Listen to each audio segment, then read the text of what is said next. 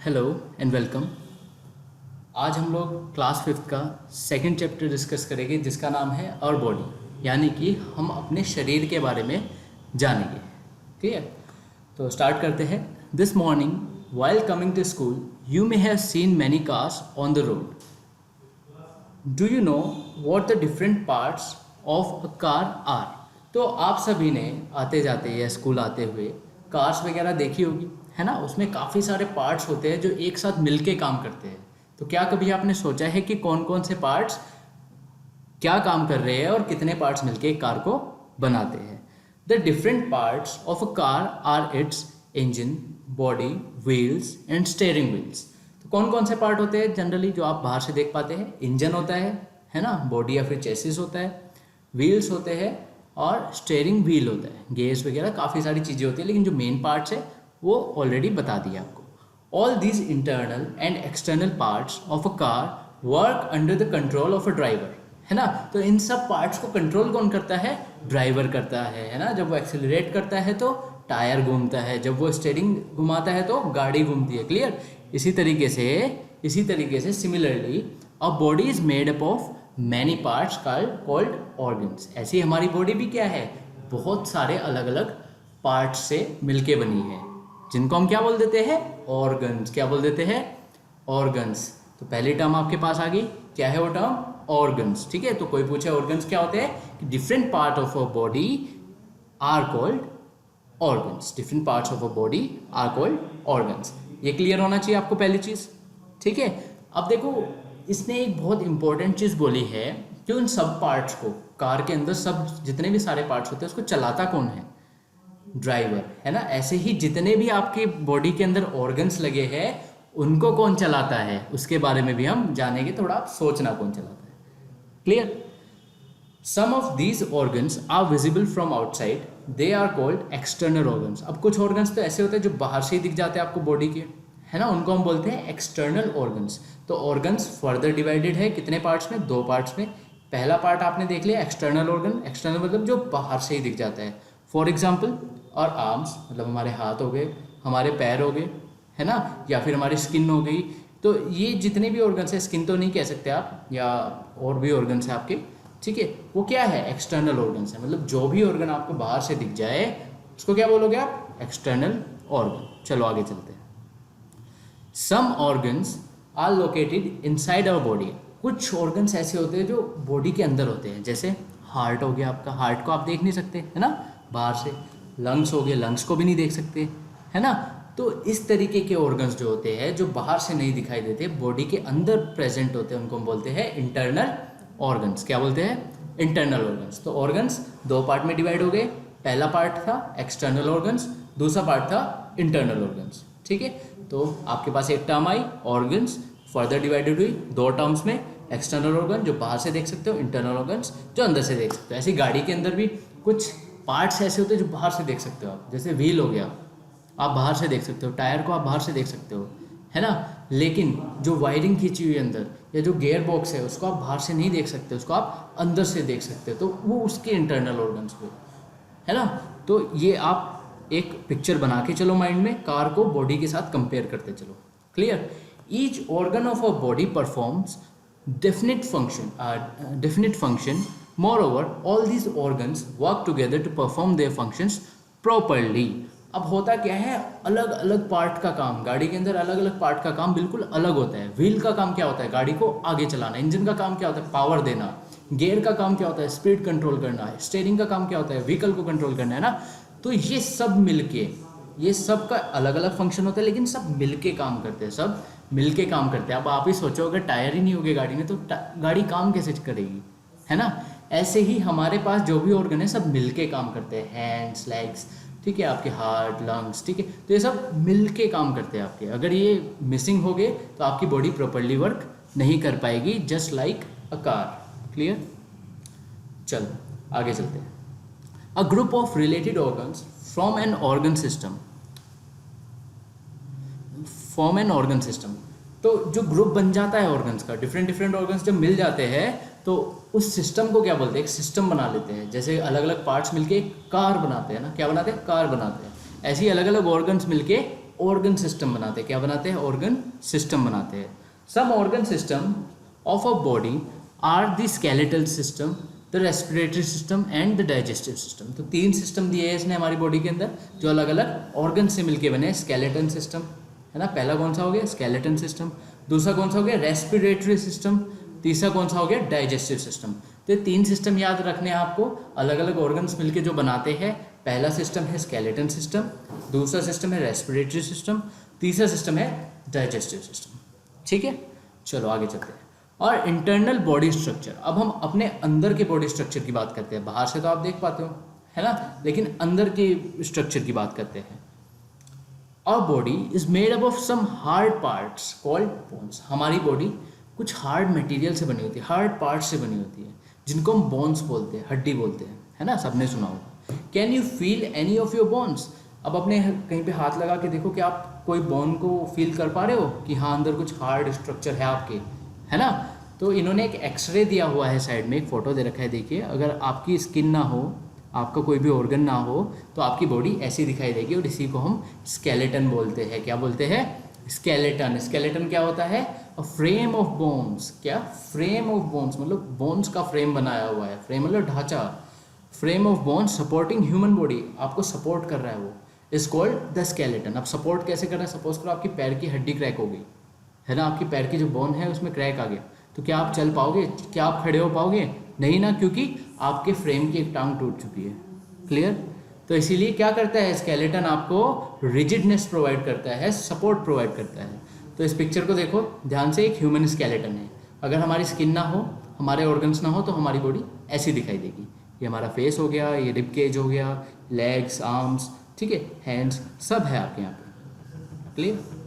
The skeleton is made up of different bones, मतलब अलग अलग टाइप की बोन्स होती है, कोई बड़ी होती है, कोई छोटी होती है, किसी की शेप कैसी होती है। तो there are total of 206 bones in an adult body. तो कितनी बोन्स होती है एक एडल्ट बॉडी में? 206। बच्चों में 206 से ज़्यादा हो सकती है, ठीक है, लेकिन जो एक एडल्ट होता है, जो बड़ा होता है, उसमें सिर्फ 206 हड्डियाँ होती है। एट बर्थ के टाइम पे a human baby has 350 bones.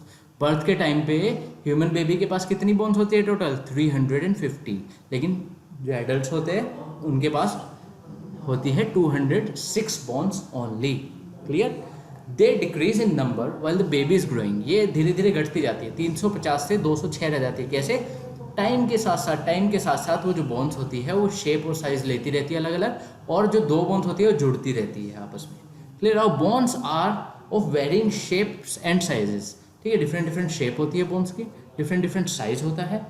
The bones of our head, shoulders and hips are flat. जैसे कि फॉर एग्जांपल हमारे जो बोन्स होती है हेड की, हेड में होती है, शोल्डर में होती है, हिप रीजन में होती है, वो फ्लैट होती है। Whereas the bones of our arms and legs are long. लेकिन जो हमारे हाथ में और पैरों में हड्डी होती है वो बहुत बड़ी होती है। देखो दिख रहा होगा आपको फोटो में, है ना, देखो कितनी बड़ी बड़ी हड्डियाँ हैं। और palm and feet have short bones and the back bone is of an irregular shape. हमारे पाम मतलब हाथ पे या फिर पैर के नीचे फीट, ठीक है, तो वहाँ पे कैसी होती है? छोटी छोटी हड्डियाँ होती है, छोटी छोटी हड्डियाँ। और हमारा एक रिब केज, हमारा एक बैक बोन होती है। बैक बोन ये आपको दिख रही है, लाइन सी बोन्स की बन के जा रही है ना, तो आपकी बैक बोन है ना। तो ये इरेगुलर शेप की होती है, इसकी कोई शेप डिफाइंड नहीं है, ट्राइंगल भी नहीं होती है, रेक्टेंगल भी नहीं होती है, ट्रेपेजियम भी नहीं होती है ना, तो ये किसी शेप की नहीं होती, सर्कल भी नहीं होती है, तो ये डिफरेंट इरेगुलर शेप, कुछ भी शेप हो गई। Bones are hard as they are made up of calcium, phosphorus and protein. तो बोन्स किससे बनी होती है? कैल्शियम से, फॉस्फोरस से और प्रोटीन से। आपने सुना होगा कि हड्डी कमज़ोर होगी है, दूध पियो। क्यों पियो? क्योंकि उसमें प्रोटीन होता है, कैल्शियम होता है ना। कैल्शियम की गोलियां भी खाई होगी आपने होपफुली। क्यों खाते हैं? जिससे आपकी जो हड्डियाँ है वो मजबूत रहे, क्योंकि हड्डी किससे बनी है? कैल्शियम से, प्रोटीन से या फिर फॉस्फोरस से। तो कैल्शियम और प्रोटीन रिच डाइट हम इसीलिए खाते हैं कि हमारी जो हड्डियाँ है वो मजबूत रहे। अब इसका फंक्शन देख लेते हैं हम, स्केलेटन का फंक्शन क्या होता है, हड्डियों के ढांचे का फंक्शन क्या होता है। The skeleton supports our body and gives it a particular shape. ठीक है, तो स्केलेटन क्या करता है? हमारी बॉडी को सपोर्ट करता है। मैं ऑलरेडी आपको बता चुका हूँ, अगर आपकी एक भी हड्डी क्रैक हो जाए तो आप सही से खड़े नहीं हो पाओगे। पैर की हड्डी अगर क्रैक हो गई, हाथ की हो गई, तो आप हाथ से कुछ उठा नहीं पाओगे। तो क्या हुआ? उसका सपोर्ट छिन गया, आपका उसका सपोर्ट छिन चुका है। तो क्या होगा? आप कुछ भी काम नहीं कर पाओगे, आपको सपोर्ट नहीं मिलेगा। तो काम क्या है स्केलेटन का? सपोर्ट प्रोवाइड करना। It also helps to protect the soft and delicate organs of the body. ये क्या करती है? और डेलिकेट्स जो ऑर्गन्स होते हैं आपके, जैसे हार्ट हो गया, है ना, रिब केज के नीचे आपका लीवर वगैरह, लंग्स जो है उनको भी प्रोटेक्ट करती है ना। रिब केज के नीचे आपके लंग्स होते हैं, उनको प्रोटेक्ट करना, मतलब जो सॉफ्ट पार्ट्स है आपके, अगर आपकी कहीं टक्कर लग जाए तो आपकी जो बोन्स है उसको प्रोटेक्ट करेगी, उसको प्रोटेक्ट करेगी। सपोज करो आपके पास बोन्स ही नहीं है ना, और आप एकदम जाके दीवार से टकरा गए या किसी चीज़ से टकरा गए, तो अचानक से वो चोट कहाँ लगेगी? आपकी ऑर्गन के ऊपर, किसी भी ऑर्गन के ऊपर। वो हो सकता है आपका हार्ट भी, लंग्स भी हो सकते हैं, किडनीज भी हो सकती है। तो क्या करता है ये रिब केज? उसको प्रोटेक्ट करता है। ऐसे ही जैसे आपका ब्रेन है, ब्रेन को क्या प्रोटेक्ट करता है? स्कल प्रोटेक्ट करता है। क्या करता है? स्कल। स्कल भी एक हड्डियों का ढांचा है ना, तो वो क्या करता है? वो ब्रेन को प्रोटेक्ट करता है और शेप देता है उसको। ठीक है, तो 3 फंक्शंस हमने देखे। पहली चीज़ वो सपोर्ट करता है, दूसरी चीज़ प्रोटेक्ट करता है ऑर्गन्स को, और तीसरी चीज़ शेप देता है, बॉडी को शेप देता है। अगर आपकी बोन्स नहीं होगी तो बॉडी लटक जाएगी। The skull protects the delicate parts of the brain from an injury. ये हम ऑलरेडी पढ़ चुके हैं। क्लियर? अब हम जॉइंट्स की बात करते हैं। जॉइंट्स, है ना, जॉइंट्स क्या होते हैं रियल लाइफ में? अगर बात करें, रियल लाइफ में अगर बात करें तो जॉइंट्स क्या होते हैं? आपने कभी वायर जोड़ी है, 2 वायर आपस में, क्या करते हो आप? उनमें जॉइंट लगा देते हो। क्या करते हो? जॉइंट लगा देते हो। या फिर वेल्डिंग कराई है कभी आपने? क्या कर देते हो? जॉइंट लगा देते हो। बेरिंग देखा है ना, बेरिंग से भी आप जॉइंट लगा देते हो किसी भी चीज़ का। तो और जॉइंट्स ऐसे ही हमारी बॉडी में भी डिफरेंट जॉइंट्स होते हैं और उनका डिफरेंट मूवमेंट होता है ना। वायर को आप कहीं भी हिला सकते हो जॉइंट लगाने के बाद, लेकिन अगर आपने वेल्डिंग करा दी तो आप हिला ही नहीं पाओगे उसको। बेरिंग लगाए तो थोड़ा बहुत आप घुमा सकते हो उसको। तो इस तरीके के डिफरेंट जॉइंट्स हमारी बॉडी के अंदर भी होते हैं। Our joint occur at places where bones meet. तो कहाँ हो गए जॉइंट्स? जॉइंट्स कहाँ हो गए? जहाँ 2 बोन्स आपस में मिलेगी। There are different types of joints. Freely movable joints, पहला टाइप क्या है जॉइंट का? फ्रीली मूवेबल, मतलब फ्रीली घूम सकता है। Like those in arms and legs. तो आप हाथों को कैसे भी घुमा सकते हो, है ना, पैर को भी कैसे भी घुमा सकते हो। तो कैसा जॉइंट है वहाँ पे? फ्रीली मूवेबल जॉइंट है। क्लियर? लाइक दोज, ये हो चुका slightly movable joint. Second type आता है आपका स्लाइटली मूवेबल जॉइंट्स, मतलब बहुत कम मूव होता है, ज़्यादा मूव नहीं होता। Such as those in the spines, जैसे हमारी स्पाइन में होता है। आप अगर अपनी बॉडी को ऊपर वाले पार्ट को हिलाओगे तो ज़्यादा नहीं हिल पाएगा, थोड़ा बहुत हिल पाएगा ना, तो वो क्या है? स्लाइटली मूवेबल जॉइंट है। There are some immovable joints. अब कुछ ऐसे जॉइंट्स भी होते हैं जो मूव नहीं करते, मतलब वेल्डिंग हो रखे है वो। जैसे मैंने अभी आपको एग्जांपल दिया, तो फ्रीली मूवेबल जॉइंट का एग्जांपल तो ऐसे मान के चलो, हमने 2 वायर आपस में जोड़ दी और दोनों वायर को हम कहीं भी घुमा सकते हैं, है ना। स्लाइटली मूवेबल जॉइंट ऐसा समझो आप कि आपने बेरिंग में कुछ चीज़ लगाई और आप उसको घुमा दो, ठीक है। और जो इमूवेबल जॉइंट्स है, जो हिल ही नहीं सकते, वो ये मान के चलो आपने 2 चीज़ों को वेल्ड कर दिया आपस में, 2 चीज़ों को वेल्ड कर दिया आपस में। तो फ्रीली मूवेबल जॉइंट आपको हाथों और पैरों में मिलते हैं, स्लाइटली मूवेबल जॉइंट स्पाइन में मिलते हैं, और इमूवेबल जॉइंट्स जो है वो आपको स्कल में मिलते हैं। स्कल मतलब जो आपकी ऊपर वाला पार्ट होता है, हेड वाला part. Clear? Joint found between the bones allow us to move, ठीक है। However our bones can not move without muscles being attached to them. लेकिन हमारी बोन्स जो है वो मसल्स अटैच्ड हुए बिना नहीं मूव कर सकती। तो हर बोन के पास क्या होती है? मसल्स होती है। क्या होती है? मसल्स। अगर मसल्स नहीं होगी बोन्स के पास तो you can not move your bones. ये चीज़ आपको याद रखनी है। Bones and muscles work together to move our body. तो यहाँ भी क्या है? 2 पार्ट्स काम कर रहे हैं, बोन्स और मसल्स, और मिलके क्या काम करते हैं? वो हमारी बॉडी को मूव करने का। हम जो चल पाते हैं या रुक जाते हैं, लेट जाते हैं, बैठ जाते हैं, कूदते हैं, वो किस वजह से होता है? बोन्स और मसल्स मिलके काम करती है, तब जाके वो पॉसिबल होता है। तो देखो, एल्बो पे हमारा इस टाइप का जॉइंट होता है ना, नी पे हमारा इस टाइप का जॉइंट होता है। तो कैसे है? ये फ्रीली मूवेबल जॉइंट्स है। कैसे? फ्रीली मूवेबल जॉइंट्स है, ठीक है। अब हाइट की बात करते हैं। अगली चीज़ है height. Most human bodies have the same basic design. सब जितनी भी ह्यूमन बॉडीज़ होती है जनरली सबका सेम बेसिक डिज़ाइन होता है, मतलब उतनी हड्डियाँ होगी, उतने ही कान होंगे, उतनी ही नाक होगी, है ना, उतना ही मुंह होगा। तो बेसिक चीज़ बिल्कुल सेम रहती है। जैसे कि वी ऑल हैव 2 आइज़, 2 आँखें होती है, 2 ears, 1 nose, 1 mouth, 1 chest, abdomen, 2 arms, 2 legs, है ना, सबके पास होता है, सबके पास होता है। Though we have the same body parts there is remarkable variation in body shapes and size. हमारे सबके पास ये पार्ट्स है, लेकिन सबकी जो बॉडी की शेप होती है वो स्लाइटली डिफरेंट होती है। कोई मोटा होता है ना, कोई पतला होता है, किसी का जो बैक होती है वो स्ट्रेट होती है, किसी की बैक लीन फॉरवर्ड होती है। तो इस तरीके से ऑर्गन सेम होते हैं, लेकिन उनका शेप और साइज डिफरेंट होता है। किसी की हाइट ज़्यादा होती है, किसी की हाइट कम होती है। Can you still wear the shoes and clothes that you used to wear 2 years ago? नहीं, आप पहन ही नहीं सकते। 2 साल पुराने जूते, आप बड़े हो रहे हो, है ना, धीरे धीरे बढ़ते जा रहे हो, आपका पैर का साइज बढ़ रहा है, तो आप पुराने जूते नहीं पहन सकते, है ना। As you are growing your height is also increasing. तो इसका मीनिंग क्या है? इसका मीनिंग है आप बढ़ रहे हो आगे, आप ओल्ड होते जा रहे हो थोड़े, है ना, और आपकी जो हाइट है उसके साथ साथ बढ़ती जा रही है। Ask somebody to measure your height. तो आज सभी बच्चे अपनी हाइट मेजर करेंगे। हाइट मेजर करके नाम के साथ साथ अपनी हाइट जो है वो हमें व्हाट्सएप पे डाल के मैसेज करेंगे। क्लियर? मुझे या फिर प्रदीप सर को। Stand straight against a wall and ask the person to mark your height with the help of a measuring scale on top of your head. Now measure your height on the wall using a measuring tape और a scale. तो करना क्या है आपको? दीवार के सहारे खड़े होना है। एक कुछ भी आप सीधी चीज़ ले लेना और वहाँ से मार्क कर लेना अपने हेड कहाँ तक आ रहा है, आपका सर कहाँ तक आ रहा है, और फिर एक मेजरिंग टेप लेके अपनी हाइट को मेजर कर लेना। फुट एंड इंचेस में करना है, ये चीज़ याद रखना, फुट एंड इंचेस में करना है। तो मैंने आपको हाइट मेजर करनी भी थोड़ी बता दी। क्लियर? तो ऐसी आपकी मॉम की हाइट भी आप मेजर कर सकते हो, फादर्स हाइट भी मेजर कर सकते हो, भाई की हाइट भी मेजर कर सकते हो, है ना, अपनी हाइट भी मेजर कर सकते हो। क्लियर? ये इंचेस में देना है आपको। अब अगला जो पार्ट आता है वो आता है बेबीज एक्सप्रेशन। बेबीज एक्सप्रेशन, जो एक्सप्रेशन क्या होता है? हम अपने आप को एक्सप्रेस करते हैं। हम हंस रहे हैं, गुस्सा है ना, दुखी है, सरप्राइज्ड है, तो हम अपने एक्सप्रेशन से सबको बताते हैं। मैं समझा रहा हूँ किसी को, है ना, तो मैं सीरियस होऊंगा। ऐसे ही कोई मजाक कर रहा है किसी के साथ तो वो हंस रहा होगा, है ना, मुस्कुरा रहा होगा। तो एक्सप्रेशंस होते हैं, ठीक है। तो the first expression of a baby is crying. तो सबसे पहला एक्सप्रेशन जो होता है किसी का वो होता है रोना। क्या होता है? रोना। सबसे पहले बेबी क्या करता है? रोता है, ठीक है। बॉर्न होते ही वो रोता है। अब baby cries to express itself, वो अपने आप को एक्सप्रेस करने के लिए रोता है। When it is only a few weeks old the baby learns how to smile and then laugh. फिर उसके बाद क्या सीखता है? धीरे धीरे हंसना, है ना, फिर धीरे धीरे बहुत जोर जोर से हंसना। The baby gradually learns that its different actions produce reactions and that it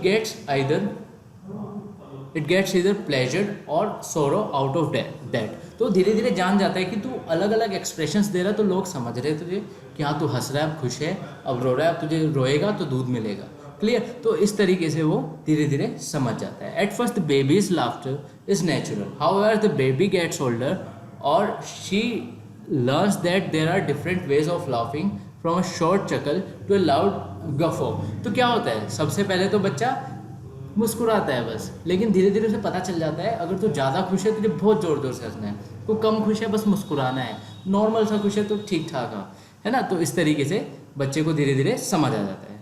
do you have any baby in your family or in your neighbours house? Try to observe when a baby cries the loudest. What does the baby do when it feel hungry or angry? तो जब baby होता है वो hungry or angry feel करता है या भूखा होता है, गुस्सा आता है उसे, तो क्या करता है? वो रोने लग जाता है। जितना तेज़ रोएगा उतना ज़्यादा वो या तो भूखा होगा या फिर गुस्से में होगा। क्लियर? तो इससे हमें पता चल जाता है। तो एक्सप्रेशंस का समझ आ गया आपको कि एक्सप्रेशन से हमें पता चल जाता है कि सामने वाले जो सामने खड़ा है जिससे हम बात कर रहे हैं उसका मूड कैसा है। क्लियर? अगली हेडिंग है आपकी एवरीबडी इज़ यूनिक। हर कोई यूनिक है, हर कोई यूनिक है। Everybody in a family has some special qualities. Have you noticed it? Read about Lata's family, है ना, read about Lata's family. Lata lives in Kanpur. तो लता की फैमिली के बारे में जानते हैं हम और देखते हैं उसकी फैमिली में कैसी कैसी अलग अलग टाइप की क्वालिटीज़ हैं अलग अलग लोगों के पास। क्लियर? तो लता कहाँ रहती है? कानपुर में। There are 6 members in her family. कितने मेंबर्स है उसकी फैमिली में? 6 मेंबर है। हर फादर मिस्टर शर्मा, उसके पापा का नाम क्या है? Mister Sharma. Has a beard, उनकी दाढ़ी है। And he is the tallest in the family, और सबसे बड़े हैं वो फैमिली में। लतास मदर, उसकी मॉम जो है उनका नाम मिसेस शर्मा है।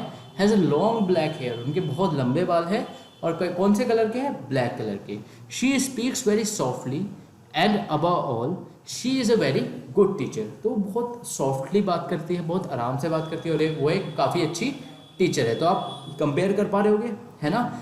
पापा के पास तो दाढ़ी है ना, मोम के पास लंबे बाल है ना। वो मोम जो है वो काफ़ी मॉडेस्ट है, काफ़ी जो है सॉफ्टली स्पीक करती है ना। तो थोड़ा डिफरेंट है डैड से मोम, है ना। Lata is proud of her mother. Lata's aunt Anita is a dancer. Lata की जो आंटी है वो एक डांसर है। तो देखो सबकी अलग अलग क्वालिटीज़ आती जा रही है। शी टीचेस कथक, वो कथक पढ़ाती है स्कूल में और अलग अलग जो है डांस प्रोग्राम्स परफॉर्म करती है। Lata's Elder brother Gaurav is a very good swimmer. तो गौरव क्या है, एक बहुत अच्छा स्विमर है, वो काफ़ी अच्छे स्विम कर सकता है। तो उसकी क्वालिटी क्या है, वो स्विमर है।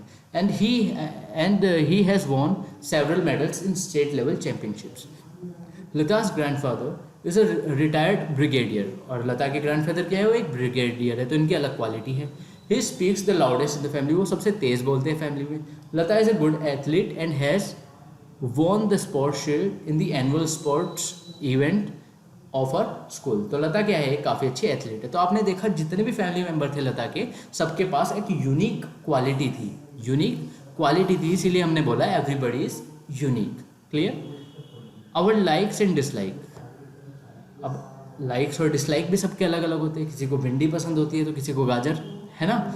All of us have different likes and dislike, हम सबके अलग अलग लाइक्स और डिसलाइक होते हैं। For example, you may like reading comic books, somebody else may like reading short stories and novels। हो सकता है आपको खेलने में मज़ा आता हो, है ना। हो सकता है किसी को पढ़ने में मज़ा आता हो। सबके लाइक्स और डिसलाइक्स होते हैं ना। किसी को खाने में भिंडी अच्छी लगती होगी, है ना, किसी को खाने में गाजर अच्छी लगती होगी, या किसी को आम अच्छे लगते होंगे। सब कुछ सबको अच्छा नहीं लगता। Clear. Each of us has a different choice of colours, किसी को कोई कलर पसंद है, डेजर्ट ड्रेसेस, किसी को कोई ड्रेस पसंद है, ठीक है। तो इसी तरीके से सब कुछ अलग अलग पसंद होता है सबको। Moreover we even like the company of some people and do not like others, मतलब कि कुछ आपके फ्रेंड्स बन जाते हैं, कुछ नहीं बनते, क्योंकि आपको कुछ लोग पसंद होते हैं, कुछ लोग नहीं पसंद होते। लेकिन जो नहीं पसंद होते हैं उनके भी तो फ्रेंड्स होते हैं ना, तो उनके फ्रेंड्स को वो पसंद होता है। क्लियर। तो सबके अपने अपने लाइक्स और डिसलाइक्स होते हैं। Our surroundings and the people we live with influence our likes and dislike. There are some common things that we do not like. यहाँ कुछ कॉमन थिंग्स होती है जो हम पसंद नहीं करते। All of us dislike the foul smell of garbage and like the fragrance of flower. हमें फ्लावर की खुशबू बहुत अच्छी लगती है, लेकिन जो बदबू आती है गार्बेज में से, डस्टबिन में से, वो हमें अच्छी नहीं लगती। The good smell of dish makes us want to eat it. अच्छी स्मेल कहाँ से आती है, डिशेस से आती है, जिसको हम खाना चाहते हैं। If we do not like the smell of a dish we do not want to eat it. अगर कुछ ऐसा बन गया घर में कि जिसकी स्मेल ही पसंद नहीं आपको, तो आप खाओगे ही नहीं। Clear. What we eat is dependent of our culture and taste. तो हमने धीरे धीरे एक ईटिंग हैबिट डेवलप कर ली है, कल्चर डेवलप कर लिया है। जिस कल्चर में है हम वही पसंद आएगा हमें राइस कम पसंद आएगी, हमें चपाती ज़्यादा पसंद आएगी। हो सकता है कोई साउथ इंडिया से हो, उसको राइस ज़्यादा पसंद आएगी, चपाती कम पसंद आएगी। क्लियर। तो इस तरीके से over a period of time हम लोग इवॉल्व हुए हैं और हमारा जो टेस्ट है वो डेवलप हो गया है। ठीक है। तो जो भी आपको फूड खाना पसंद है वो आप अपनी नोटबुक में लिखना, क्या क्या आपको पसंद है लाइक वाले कॉलम में, और डिसलाइक वाले कॉलम में एक कॉलम बना के आप लिखना कि जो जो फूड आपको खाना पसंद नहीं है, जो जो चीज़ें आपको पसंद नहीं है, चाहे वो स्टडी करना हो, है ना, चाहे वो खेलना हो, वो सब लिख देना। ठीक है। We should always appreciate the likes and dislikes of other people even if they do not match with our own taste. तो हमें किसी को भी इम्पोज नहीं करना चाहिए कि हाँ ये बहुत अच्छी चीज़ होती है तो खा, ज़बरदस्ती खिलाओ, नहीं, ऐसा कुछ नहीं है। उसको वो चीज़ नहीं पसंद है लेकिन आपको पसंद है, हो सकता है तीसरे को पसंद हो, चौथे को ना हो। क्लियर। तो किसी को भी आपको ज़बरदस्ती कुछ भी खिलाना नहीं चाहिए। और इसी के साथ आपका जो चैप्टर है वो ओवर होता है। आप इसकी बैक एक्सरसाइजेस सॉल्व करें अच्छे से सॉल्व करने के बाद आप प्रदीप सर के नंबर पे या मेरे नंबर पे सेंड करें। अपना जो कोर्स है वो आ चुका है आपका, वो जल्दी से जल्दी खरीद ले और सेल्फ स्टडी पे थोड़ा ध्यान दें, क्योंकि अभी पता नहीं स्कूल कब खुलने वाले हैं। Thank you.